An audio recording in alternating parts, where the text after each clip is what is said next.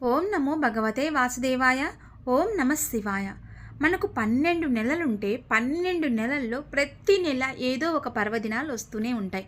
కార్తీక మాసం పూర్తి చేసుకొని మార్గశిర మాసంలోకి వచ్చాం. మార్గశిర మాసం అంటేనే లక్ష్మీనారాయణుడికి చాలా ప్రీతికరమైన మాసం. ప్రాతకాలంలోని నిద్రలేచి శుభ్రంగా భగవంతుని పూజిస్తే అంటే లక్ష్మీనారాయణ పూజించడం వలన స్వామివారి అనుగ్రహం కలుగుతుంది. అలాగే మార్గశిర లక్ష్మీ వారాలంటే గురువారాల్లో మార్గశిర లక్ష్మీ వారం అని అంటారు.